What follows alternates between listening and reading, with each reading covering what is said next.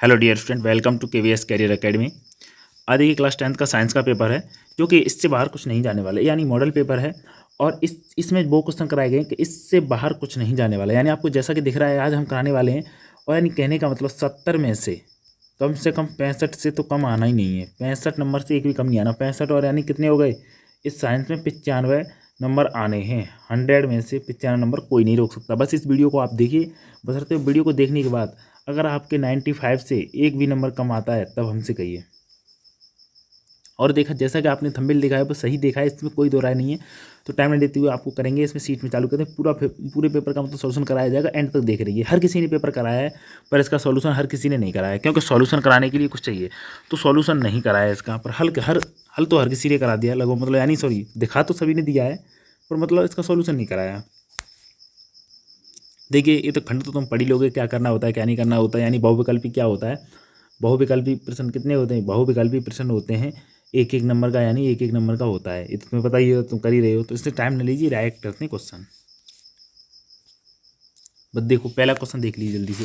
पहला क्वेश्चन कह रहा है कि जब प्रकाश नेत्र में प्रवेश करता है, जब प्रकाश नेत्र में प्रवेश करता है तो अधिकांश अपवर्तन कहाँ होता है, यानी सबसे ज़्यादा अपवर्तन क्या होता है। देखिए, जब वो आँख में प्रवेश करता है तो कहाँ होता है, क्रिस्टी लेंस पर नहीं होता, और परतालिका पर नहीं होता, पुतली पर नहीं होता, स्वच्छ मंडल यानी कॉर्निया पर होता है। तो यानी ऑप्शन वी।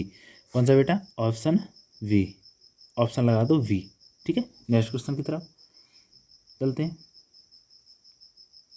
इसे देखिए, क्या कहा है, निम्नलिखित में से कौन सा वोल्टेज को निरूपित करता है, यानी निम्नलिखित में से ऐसा कौन सा है जो वोल्टेज को निरूपित करता है। एक बात बताओ, वोल्टेज को निरूपित करने का मतलब क्या है कि वी बराबर क्या होता है, डब्ल्यू अपॉन क्यू। और क्या होता है फिर, डब्ल्यू अपॉन क्यू की जगह पे क्या रख सकते हैं, आई और टी।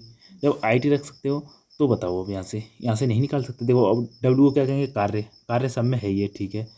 प्रति इंटू में तो नहीं होगा, अपॉन में हो सकता है, तो अपॉन यहीं लग गया। विद्युत इंटू समय, यानी पहला ये हो गया। ठीक, चलते हैं नेक्स्ट क्वेश्चन पर। तीसरा देखते हैं, निम्नलिखित में से किसी स्थिति में, किस स्थिति में मतलब कोई अवतल दर्पण वस्तु से बड़ा प्रतिबिंब बना सकता है, मतलब किस स्थिति में वस्तु से बड़ा प्रतिबिंब बना सकता है। तो जल्दी से देखिए, जब वस्तु बिंब के, यानी वस्तु दर्पण के वक्रता केंद्र पर हो, यहाँ पर क्या बनता है, बराबर, सेम सेम बनता है। यहाँ पर तो सेम सेम बनता है। जब वस्तु दर्पण के ध्रुव और फोकस के बीच में हो, ध्रुव और फोकस के बीच में हो, तो यहाँ भी नहीं बनेगा।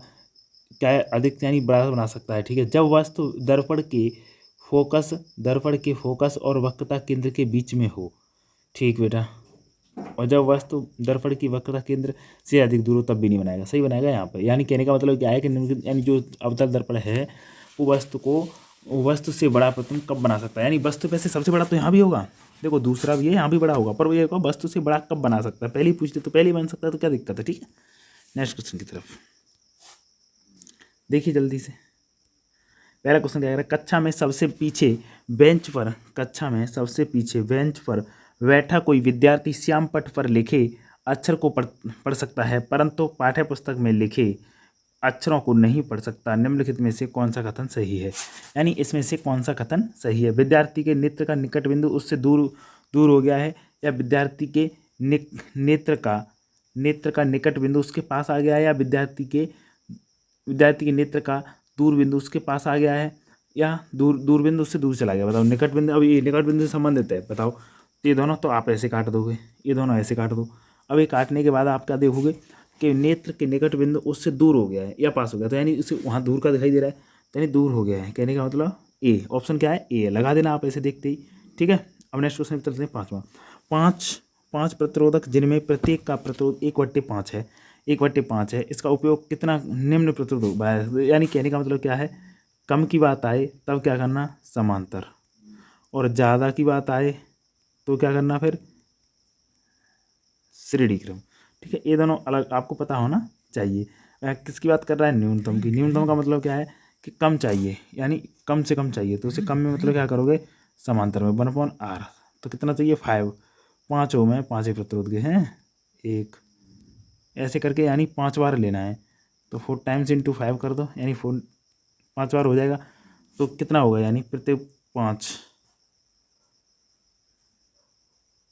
सॉरी 1 मिनट दोबारा से करते हैं।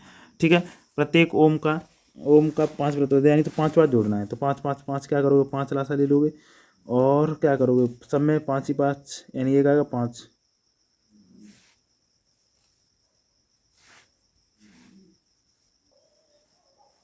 देखिए क्या है कि इसमें किसमें लेना है, समांतर क्रम में लेना है। कम होता है तो कम के लिए समांतर क्रम लेते हैं, तो कम के लिए समांतर क्रम लेंगे। देखो करना स्टार्ट करते हैं। कम के लिए क्या समांतर क्रम लेते हैं। समांतर क्रम का मतलब क्या है, 1/r, तो बराबर 1/r1 लोगे तो यानी 1/1/5 प्लस 1/1/5 ऐसे करके, यानी 5 बार लोगे तो 5 बार क्या है, अब सबका ऊपर पहुंच जाएगा। तो यानी कहने का मतलब 1/r बराबर 5 + 5 + 5 + 5 + 5 ऐसे करके 5 बार जुड़ना है। तो कितना होगा 25। तो r बराबर कितना निकलेगा 1/25। 1/25 कहाँ है, ऑप्शन बी। 1/25 कहाँ है, ऑप्शन बी। नेक्स्ट क्वेश्चन की तरफ चलते हैं। देखिए 6वां क्वेश्चन एक बार पढ़ लीजिए कि दिए गए चित्र के अनुसार कागज के तल में स्थित क्षैतिज तार में पूर्व से पश्चिम की ओर कोई नियत धारा प्रवाहित हो रही है और चुंबकीय क्षेत्र की दिशा उत्तर से उत्तर की ओर उस बिंदु पर हो जो, यानी कहने का मतलब देखो धारा ऐसे प्रवाहित हो रही है, तो तार के ठीक ऊपर या तार के ठीक नीचे, तो यानी तार के ठीक नीचे ऑप्शन होगा आपका, तार के ठीक नीचे।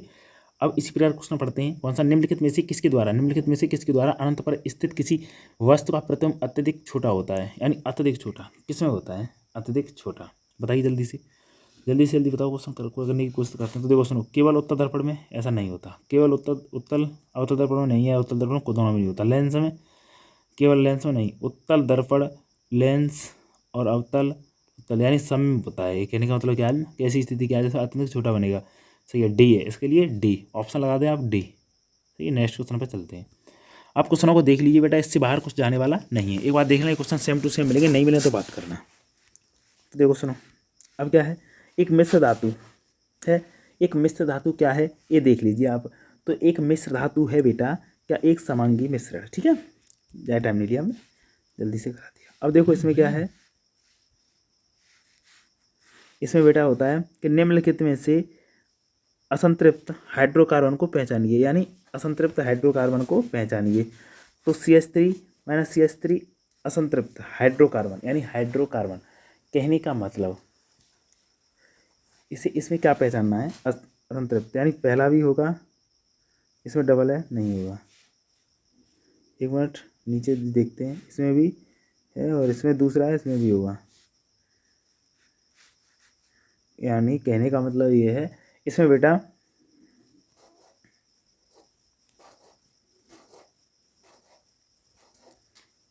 इसमें देखो पहला तो नहीं होगा। एक मिनट देखना दोबारा से, इधर नीचे करो। इसमें क्या है, डबल बॉन्ड नहीं है, ये भी नहीं है, ये भी नहीं है, दूसरा, और इधर कौन सा है, ये वाला, डी वाला। तो यानी ऑप्शन क्या हो गया, बी डी, किसमें, बी डी इसमें है, बी वाला ऑप्शन हो गया। ठीक है, नेक्स्ट क्वेश्चन की तरफ चलते हैं। देखिए इस क्वेश्चन को पढ़िए आप जल्दी से, इस क्वेश्चन को आप पढ़ते हो जल्दी से। तो क्या, ठोस कैल्शियम ऑक्साइड के साथ तीव्रता से अभिक्रिया करके कैल्शियम हाइड्रोक्साइड बनाता है तथा साथ में ऊष्मा उत्पन्न करता है। इस प्रक्रिया को चूना का भुजा कहते हैं, यानी भुजा चूना कहते हैं। कैल्शियम ऑक्साइड जल में घुलकर इसका विलयन बनता है, यानी बनाता है, जिसे चूने का पानी कहते हैं। निम्नलिखित में से कौन सा कथन भुजे चूने के साथ विलयन करके सत्य है। तो बताओ, यानी कहने का मतलब क्या है, CaO + H2O, तो क्या बनेगा, ये बनेगा CaOH का होल ट्वाइस प्लस हीट, यानी ऊष्मा। कहने का मतलब ऐसे निकाल दो, ऊष्मा, तो ये बनेगा। अब इसके लिए कौन सा कथन होता है बेटा सही, तो इसके लिए देखो कथन होता है, यानी कौन सा, एक ऊष्मा छेपी, यानी ऊष्मा अभिक्रिया नहीं, ऊष्मा शोषी नहीं, ऊष्मा छेपी होगा, बी हो गया। अब बी हो गया, परिणामी विलयन में pH 7 से अधिक, हाँ क्षारीय है, ये क्या है, क्षारीय है, ये क्षारीय है तो 7 से अधिक है, सी भी हो गया।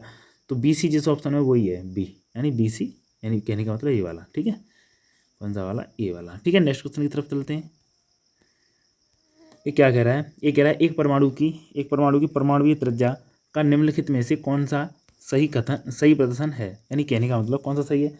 तो इसमें भी देख लेते हैं। इसमें क्या करते हैं, देखो थोड़ा जूम कर लें, इसको जूम कर लेते हैं, तुम्हें दिखाई दे, फिर दिखाने की कोशिश करते हैं तुम्हें सही से।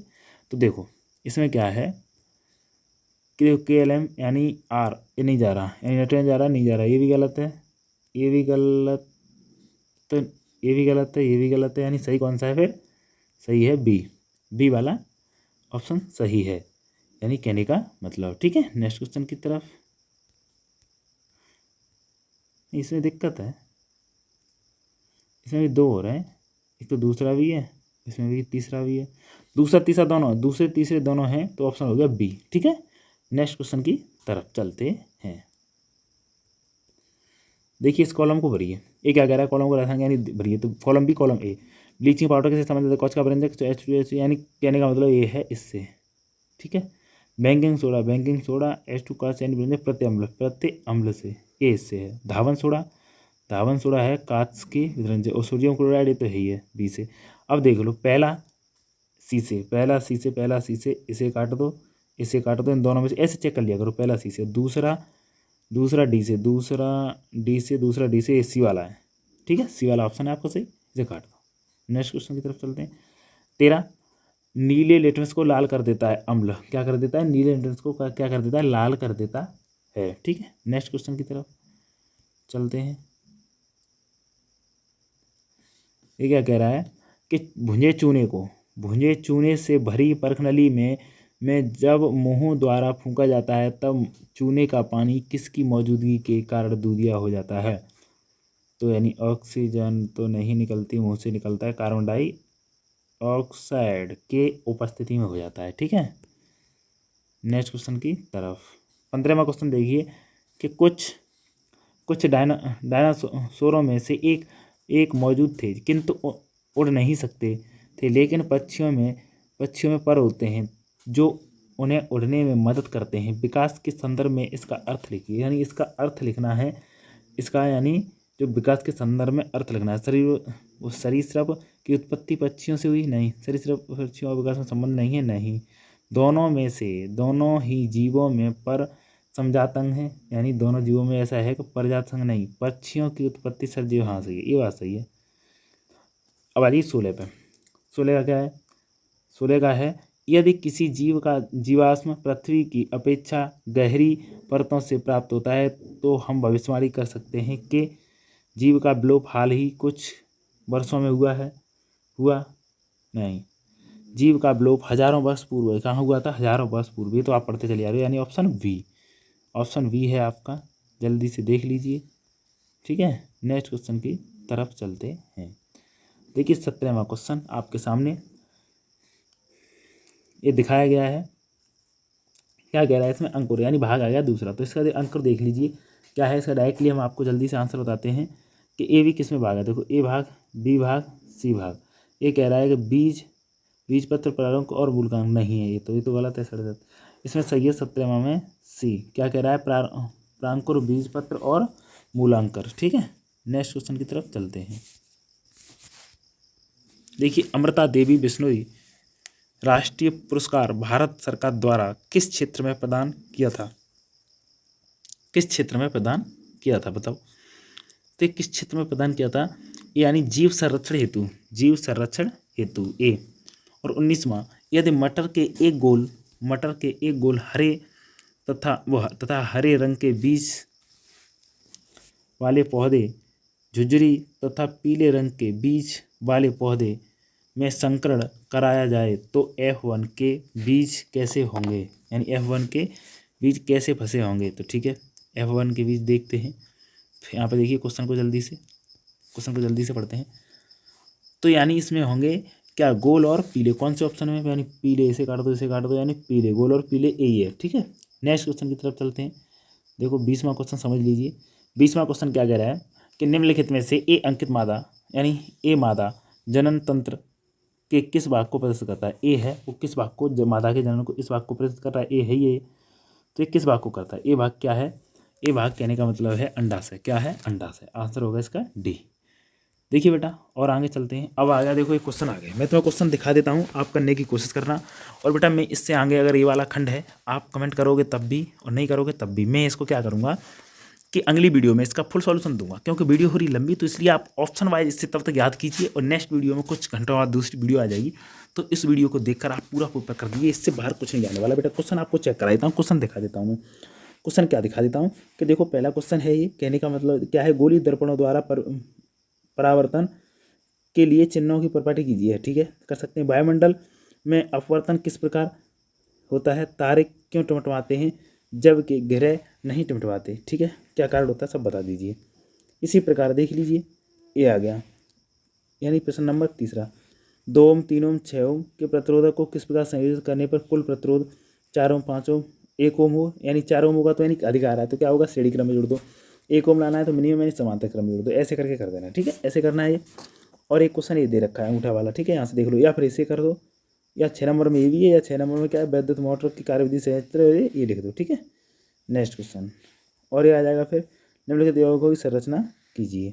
ठीक, तो कौन कौन सी संरचना करनी है, ये भी 4 नंबर में है, इसमें से किसी सबकी संरचना करनी है। ठीक है, ऐसे करके चलोगे। फिर इसमें क्या, नीचे परमाणुओं की संख्या दी है 10 20 7 4, तो इसको व्यवस्थित करना है, ऐसा क्वेश्चन आएगा। फिर क्या आएगा 7, यानी कहने का मतलब इसे रासायनिक संतुलित कीजिए। रासायनिक समीकरणों को क्या करोगे आप, संतुलित करोगे। कहाँ कमी है, क्या कहाँ भरना है, वो सब कुछ भरना है तुम्हें इसमें। ठीक है, खाली जगह भरोगे, समीकरण की समीकरण एक बार याद कर लोगे, वहाँ से भर दोगे। ठीक है, नेक्स्ट क्वेश्चन की तरफ चलते हैं।